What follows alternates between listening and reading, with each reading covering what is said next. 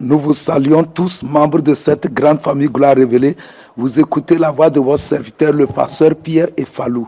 Notre thème aujourd'hui est « Il y a un temps pour toutes choses ». Nous lisons dans Ecclésiaste 3, les versets 1 au verset 4. Là, la Bible dit « Il y a un temps pour tout, un temps pour toutes choses sous les cieux, un temps pour naître et un temps pour mourir, un temps pour planter, un temps pour arracher ce qui a été planté, un temps pour tuer, un temps pour guérir, un temps pour abattre, un temps pour bâtir, un temps pour pleurer et un temps pour rire, un temps pour se lamenter, un temps pour danser. Je veux m'attarder sur le verset 4. Il dit, il y a un temps pour pleurer et un temps pour rire, un temps pour se lamenter et un temps pour danser. Regardez bien, on dit un temps pour pleurer, un temps pour rire. On n'a pas dit un temps pour rire et un temps pour pleurer. Non, parce que la Bible s'adresse ici aux chrétiens, aux croyants. Pour nous les croyants, il y a un temps pour pleurer et ensuite un temps pour rire, un temps pour se lamenter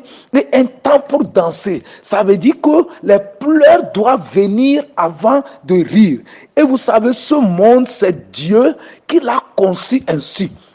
Il y a un temps pour naître, un temps pour mourir. Un homme ne peut pas changer ça. Tu peux être milliardaire, tu peux être riche. C'est des principes que Dieu a établis et tout le monde dans ce cieux ou sur cette terre doit respecter à ça. Tu ne peux pas violer ça parce que c'est des principes que Dieu a établis. Mais maintenant, si tu comprends comment ces principes fonctionnent, ça va t'aider à mieux vivre ici sur terre. Praise the Lord. Donc il y a un temps où tu dois te lamenter, où tu dois souffrir, tu dois chômer, tu dois gémir. Mais après cela, les temps de bonheur doivent arriver. Par exemple, cette année, nous avons baptisé cette année par la grâce de Dieu comme année de gloire en gloire. Ça veut dire quoi? Ça veut dire que par le passé, il y a des hontes qui se sont abattues sur toi. Mais le temps arrivé, Dieu va t'amener de gloire en gloire. Le contraire va venir. Même si vous prenez un produit, il y a un temps de péremption où ce produit ne peut plus fonctionner. Praise the Lord. De la même manière, si tu es malade, il y a un temps où tu dois être guéri. Si tu souffres, il y a un temps où tu dois te réjouir. Ça, c'est comme ça Dieu a établi ce monde et ça doit fonctionner pour nous, les croyants. Praise the Lord. Regardez par exemple, dans Psaume 30, le verset... Alléluia. Dans Psaume 30, le verset 5, il dit, car sa colère dure un instant, mais sa grâce toute la vie. Le soir arrivent les pleurs et le matin l'allégresse. Les pleurs viennent le soir. Alléluia. Mais le matin, tu vas te réjouir. Tu dois pleurer avant de te réjouir. Tu dois souffrir avant de gagner. Tu dois semer avant de moissonner. Si tu ne sèmes pas et tu veux moissonner, tu es un voleur. Praise the Lord. Et un voleur, c'est un criminel. La loi va te frapper. Ça veut dire quoi? Ça veut dire, avant que Dieu ne t'exauce, tu dois trouver du temps pour prier. Praise the Lord. Pour que Dieu te parle, tu dois trouver du temps pour lire la Bible, pour écouter ses audios. Dieu ne peut pas te parler si tu t'en fous de ça. Tu dois semer d'abord avant que tu ne moissonnes. Praise the Lord. Et ça, c'est un principe. Et tu ne peux jamais semer du haricot et moissonner à la place du sorgho. Ça n'existe pas. Ce que tu sèmes, c'est ce que tu moissonnes. Praise the Lord. Si tu comprends ça, ça va t'aider. Ça veut dire ici que le soir, les pleurs arrivent, mais le matin, l'allégresse. Si tu lis dans Genèse 1, le verset 5 ou bien le verset 8, tu vas voir, la Bible dit que Dieu appela la lumière jour, il appela les ténèbres nuit.